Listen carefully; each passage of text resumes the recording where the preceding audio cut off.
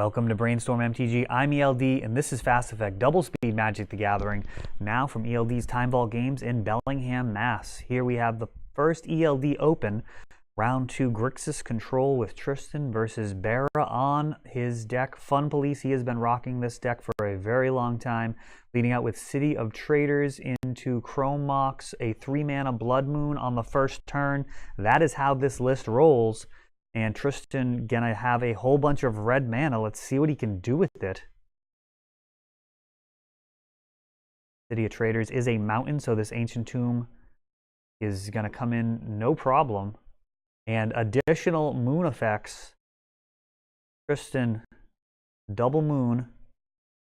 And that fetch land absolutely would have been better if he had gone first. Could have at least gotten a color to unlock or dig out of this situation. And here we have Sword of Fire and Ice, tutored up by Stoneforge Mystic. And this should be over in short order. And there we go. Tristan understands the gravity of the situation, scooping it up. That Sword of Fire and Ice, going to just turn that into a couple of turns. Basically no outs there left. Would have needed to most likely remove both Magus of the Moon and Blood Moon to have any shot, and that Sword of Fire and Ice was going to make sure that wasn't an option. So now he has to remove the sword, and even if he does that, he's still taking 3 a turn. So overall, that would have been a slog of a game at best, most likely over in quick order. And really, the only thing that would have happened is Barra would have learned more about his list, and that is an interesting part of tournament management. I always say that winning tournaments is a different thing than just winning games of Magic. Even winning matches of Magic is different than winning games. And maximizing your chance at winning a tournament does sometimes involve giving up games. Sometimes it involves giving up matches. That's much rarer. Usually that has to do with the seeding of the top 8. But in this particular instance, it's definitely worth throwing away any percentage of a chance to win that game 1 to give him enough time on the clock to win games 2 and 3, and also to keep a little bit of information close to the vest here. Not much information gained from Underground Sea and Fetch Land. That could really be just about anything. And Grixis Control leading out with Thoughtseize, hoping to snag a moon effect out of his hand. Does he have more than one? See a Blood Moon toward the right-hand side there, along with a Seeming Spirit Guide. It might be a Fiery Confluence.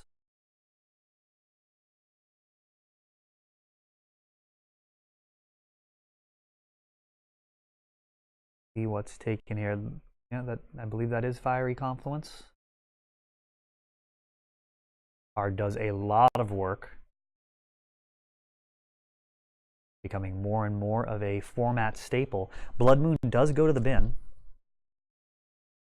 And Barra has the option of a 3-mana play here. Chrome Mox, pitching Spirit Guide into Stoneforge Mystic.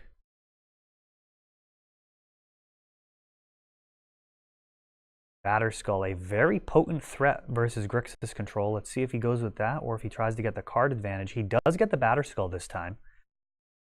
And what that's going to allow Barra to do is put a quick clock on board that is also pretty resilient. If he can keep 3 mana up, it's actually very difficult to handle the Batterskull. Fatal Push, taking out that Stoneforge Mystic, means it could be a little while before it shows up.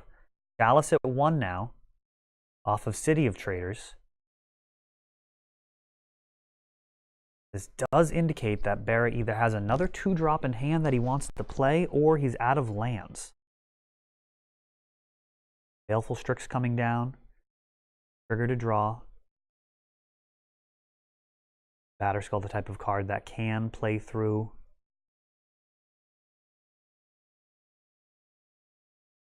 a Baleful Strix, pick up and put it down, and that does prompt a Force of Will pitching Brainstorm. That Brainstorm likely to be a dead card for the rest of the game, unless Grixis Control can find a way to unlock from Chalice. is going to cut off a lot of their tools. Brainstorm, Ponder, Thoughtseize, Lightning Bolt. Grixis Control has a lot of great 1-drops and does well to use its mana effectively each turn. Liliana of the Last Hope coming down now. And this could be a good argument right here for Last Hope over Liliana of the Veil. Her ultimate gives a viable way to actually win this game. Liliana of the Veil, on the other hand, would essentially shred both players' hands and really not do a whole lot else with her ultimate. Engineered Explosives, one of my favorite cards, coming down for 0, paying 2, wiping out the Chalice and the Moxes. That is a massively powerful swing. We also have Gurmag Angler and Lilies ticking up. This is taking a turn for the worse for Bera very quickly. Gurmag Angler threatens to close this out in short order. And even if Gurmag is answered, Liliana's ultimate is sitting, waiting in the wings here. Just a couple of more turns and we're going to start seeing a horde of zombies being unleashed. Bera with 3 mana available, none of it red now. Plays City of Traders, plays Arid Mesa into his City of Traders. He has to sacrifice it, responding. Getting some red mana into Blood Moon. So he's got a basic Plains and a Plateau here.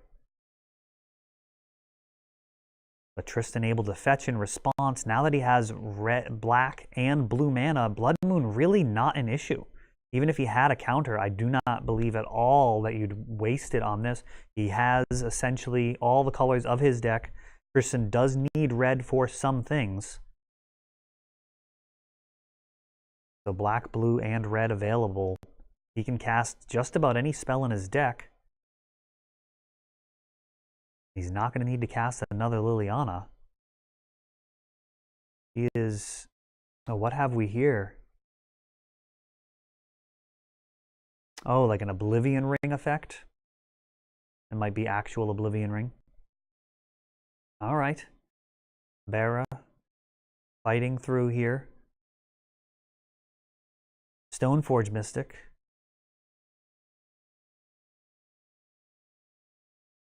And what can he get here? Does he have another Batterskull? Sword of Fire and Ice? Jite? There's the Jite. So he's going to look to connect and then hang back potentially as a blocker.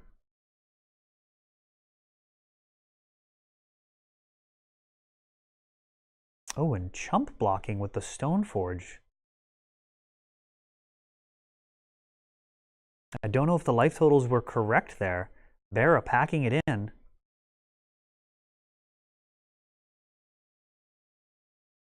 Let me know in the comments if you see the reason why. If the life total was wrong, it very well may have been.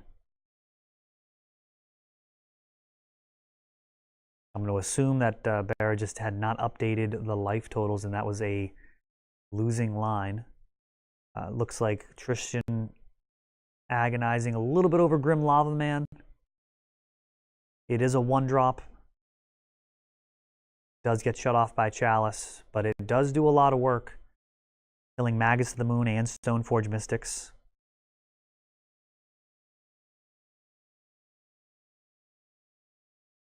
Bera on the play here. Gonna look to land a Chalice for 1 on the first turn. Got off a lot of Tristan's options. Of course, the first turn Blood Moon also excellent. Magus of the Moon still very solid on the first turn, though it is vulnerable to Lightning Bolt.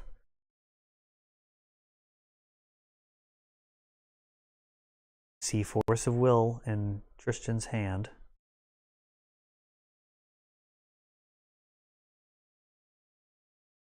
Arid Mesa go. Looks like maybe a turn 2 Blood Moon in the works. Grabbing a basic mountain.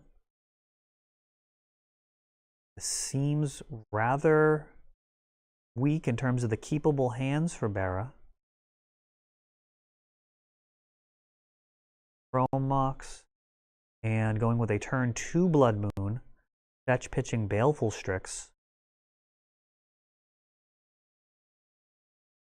That fetch land on board, though, Polluted Delta going to get either blue or black mana, whatever Tristan would value more. Even if Blood Moon does resolve, you'll be able to fetch beforehand. And there's a basic island showing some discipline, not cracking right away. And a basic swamp likely to land here. And Blood Moon is effectively out of the game. It's pretty incredible, the difference in Blood Moon from when it arrives on the first turn or on the second or third turn. Goblin Rabblemaster for Bara begins the beats. We expect a whole swarm of goblins to show up unless Christian finds some removal for this Rabblemaster. Let's see. Fetching again.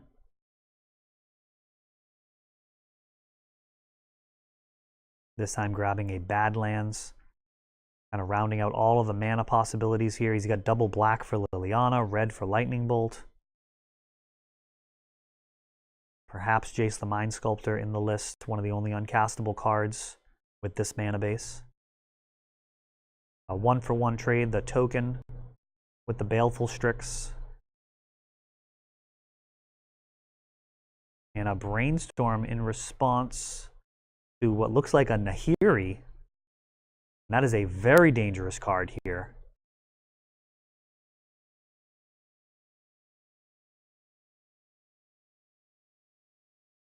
Looting, picking up. Now this Nahiri threatens to get Emrakul. That is the over-the-top play here for Fun Police.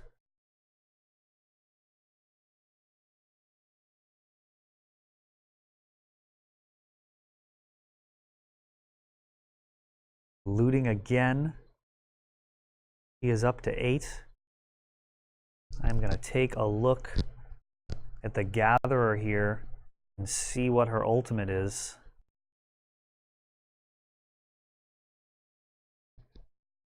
Do not want to miss any of the action. It looks like her +1, or her +2, it's -8, what we need here.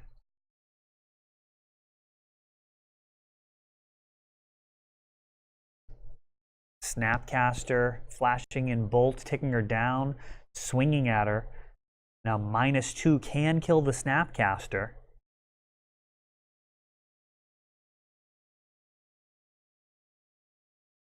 She is a bit of a threat on board even without the ultimate. Just the fact that her loyalty can go up so quickly. She can kill multiple threats. Now in this situation, if she -2s to kill the Snapcaster, that Baleful Strix will finish the job. So Bara has a decision to make here. He can try and loot, or he can try and get rid of the Snapcaster, effectively trading 1-for-1. And he does choose to loot. He's going to try and find his way out of this. Seeing what he can draw. And he's got a Banishing Light on the Snapcaster Mage. Both creatures a little dangerous to use a Banishing Light on, but I do not believe Grixis is going to have a way of getting rid of the enchantment. Of course, the Enter the Battlefield trigger will happen if that Banishing Light is ever destroyed, but that's going to need a card like Engineered Explosives. And we've got a Draw Step Kolgan command. Doing 2 to Nahiri, getting rid of that card from hand. Plussing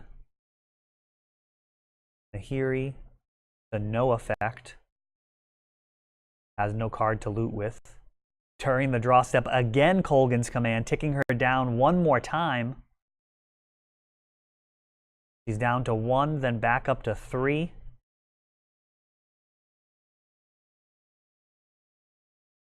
Pinging her to 2. Finally getting a draw step here is Bera.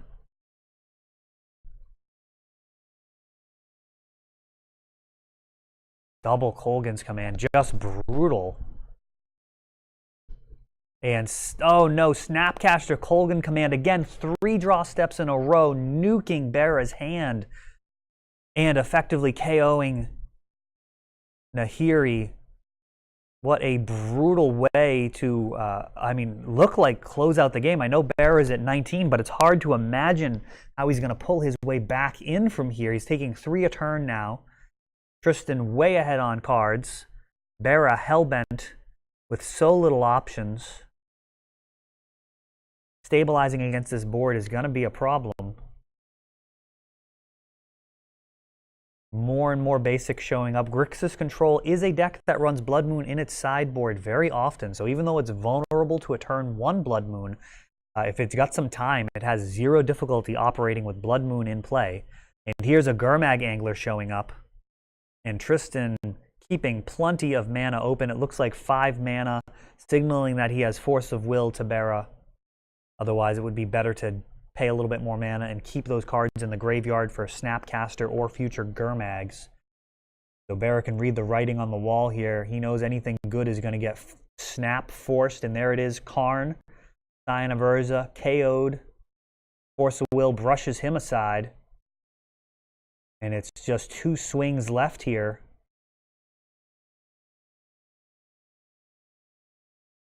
Is there anything in Bera's deck that can get rid of this menagerie of beats?